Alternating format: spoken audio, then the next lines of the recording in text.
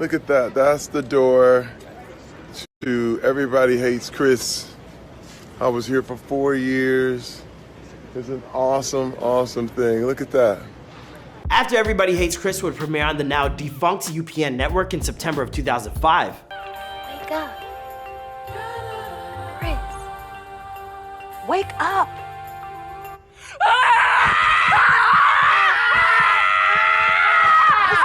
After Everybody Hates Chris would help establish the careers of talented stars like Tyler James Williams, Imani Hakim, and Terry Crews. She was nothing but a gold digger anyway. What's a gold digger? It's a woman who's with an older man for his money. Isn't that an old digger? After Everybody Hates Chris would be canceled after 4 seasons and 88 episodes, but still find a massive cult following over the next few years, thanks to syndication and streaming platforms. Over 15 years ago now, Everybody Hates Chris premiered on UPN to massive critical acclaim. The series was based upon the childhood of superstar comedian Chris Rock, growing up in Brooklyn, New York, and adapted for television with some narrative tweaks. For instance, in real life, Chris has more siblings than he does in the show, but the important thing at the time to Rock was, as he told Chicago Tribune, "It doesn't even really matter that it happened to me, it matters that it's funny." And Everybody Hates Chris was most definitely funny.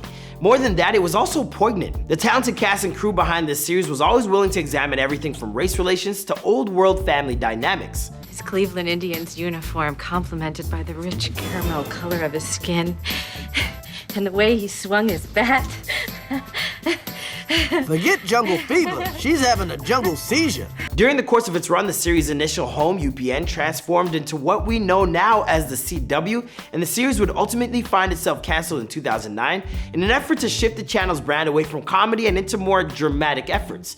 You know, like the million different Arrowverse series that we're now so blessed to have. Yay. Thankfully, you can't keep a good show down, and once fans rediscovered this series on Netflix and syndicated runs, it created a whole new life for this televised masterpiece. So today I thought we'd take a look back at where each of the talented primary cast members is today on our newest episode of Where Are They Now? Hey, what's poppin', guys? Your boy Marlon Palmer. Recent drops in this series have included looks at the cast of Scott Pilgrim and Beetlejuice from The Howard Stern Show. Since the show works off request, don't forget to leave us some ideas with who you want to see next in the comments down below, and I'll catch you guys after the intro.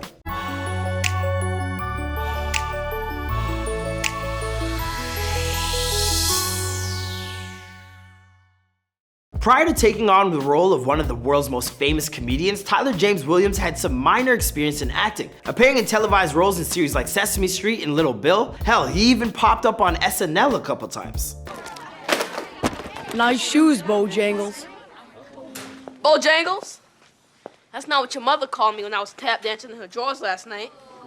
But it was his star turn in the title role of Everybody Hates Chris that really kick-started his Hollywood career and earned him the NAACP Award for Outstanding Actor in a Comedy Series in 2007. Does everybody really hate Chris? No, I hope not. I would hope not. Is your dad really that cheap? No, not at all. After Everybody Hates Chris came to an end, he elevated his big screen presence by starring in films like Dare White People and Detroit, but he didn't forsake the medium that got him famous in the first place either, taking parts in popular series like The Walking Dead and Criminal Minds Beyond the Borders.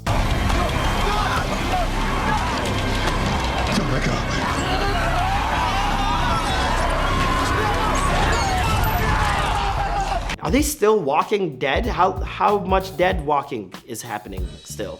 As of right now, his most recent credits include Lee Daniels' film, The United States vs. Billie Holiday, where he portrayed famous jazz musician Lester Press Young. How much did you know about my man?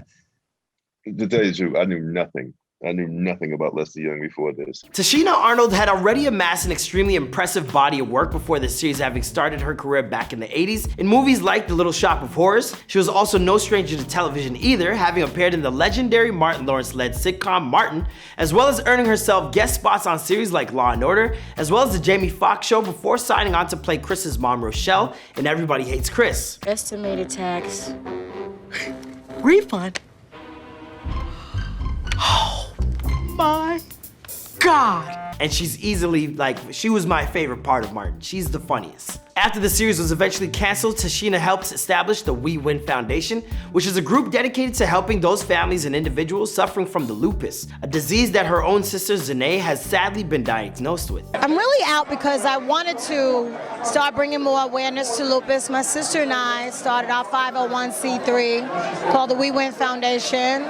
Elsa. She's also kept herself busy with regular work, starring in the LeBron James produced series Survivor's Remorse for a number of seasons, before moving on to join her most recent project as a main cast member of the CBS sitcom The Neighborhood. Are you busy?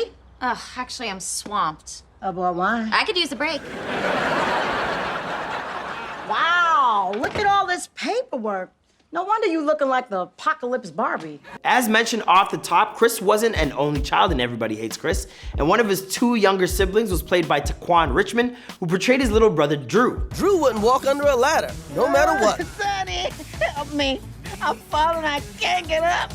If you want me to help you, you're gonna have to crawl from underneath this ladder first. Tequan has actually been a part of Hollywood since as early as 2002, which is when he first began appearing on television, primarily in supporting roles for series like CSI and Cold Case. He also popped up as Ray Charles Jr. in the Ray Charles biopic Ray. After establishing himself on Everybody Hates Chris, Tequan has continued to see his stock as a performer rise higher and higher.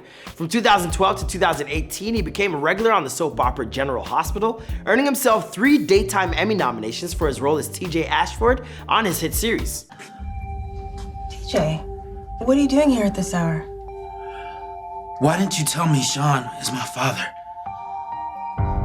Away from television, he starred in some relatively small films like 2014's Blue Caprice, and he's also cultivating something of a music career for himself under the stage name of T. Rich.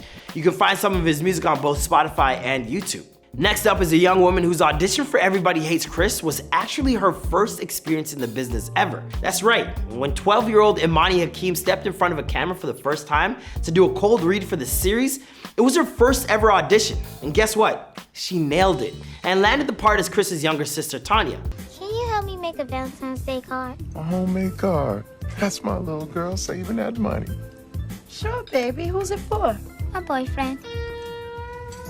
While still a part of Everybody Hates Chris, Imani would land small roles on other series like CSI and the feature film Reign Over Me, but once the series came to an end, she had a chance to explore her potential even further as the Olympic gold medalist Gabby Douglas in the made-for-TV movie The Gabby Douglas Story. Since then, Imani's most high-profile role has come with Apple TV Plus' Mythic Quest, where she plays Dana, a video game debugger in this latest hilarious series from the creators of It's Always Sunny in Philadelphia. We should probably get back to work because, you know, they track our eyeballs. Oh, sure, yeah. Prior to Everybody Hates Chris, Vincent Martella had a couple of minor roles in Hollywood, including an appearance in Deuce Bigalow, European Gigolo, but it was his role as Chris's best friend Greg that helped this young actor establish a foothold in Hollywood. Don't expect anything special. Don't worry, dude. I'm just happy to be here. Hello, Greg. Hors d'oeuvres? If this isn't special, I'd hate to see her overdo it. After the series would come to an end in 2009, Vincent would move on to voice the animated character Phineas Flynn from the Disney Channel animated smash hit Phineas and Ferb, and he'd stick with this series throughout the course of its entire run, including multiple spin-offs. Did you guys know that? Because I had absolutely no idea this guy was Phineas. What? So what are you gonna do tomorrow? Don't know yet. Maybe you can teach Perry some tricks. Well, he is a platypus. They don't do much. Today, he primarily concentrates on voice work, having taken part in some of your favorite franchises, like his work as Jason Todd in Batman: Death in the Family, and as the character of Hope in the video game series Final Fantasy XIII and its later sequels. Not too long ago, Vincent actually reunited with his buddy Tyler James Williams when he appeared in a season 4 episode of The Walking Dead. But unlike his fellow co-star, this was a one-time appearance, and he was killed off in the same episode he debuted. Wow, they didn't kill the black guy first. Sorry, next. Finally, we have Terry Crews, who became a household name in large part thanks to his performance as Chris's dad, Julius. So I'm supposed to be afraid because you brought your daddy out here? No, you're supposed to be scared because if you ever put your hands on my son again, you ain't going to jail. I'm going to jail.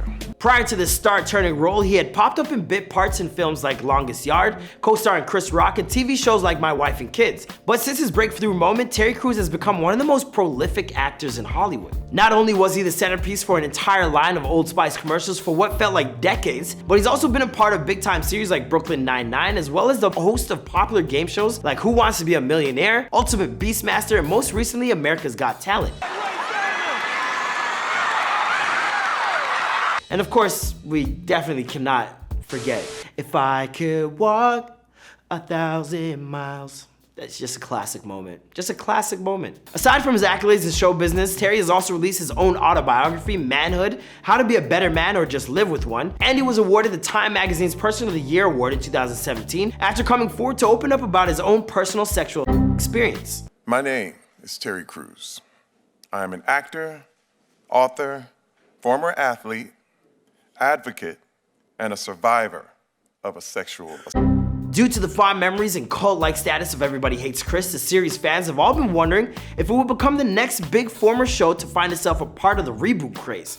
And while it seems unlikely that a live-action version of the series will be happening anytime soon, there are rumblings that an animated version of the series is in the works. The series doesn't have an official release date yet, but considering it took about 2 years for Star Trek Prodigy, another CBS series, to go from announcement to release on the small screen, I would expect a similar time frame, which means Everybody Hates Chris, the animated series, might find itself on a screen near you sometime in 2023. So if you're a big fan, just keep patient and you'll be rewarded before you know it. As for the rest of their story and whether or not the primary cast members of Everybody Hates Chris will reprise their roles for this new adventure, well, that remains to be seen. After all, this is Where Are They Now, and you're all caught up with the recent history of the cast of Everybody Hates Chris. Be sure to follow us on Instagram @BeforeThey'reFamous to vote on who we cover next, and I'll catch you guys in the next video. Bye.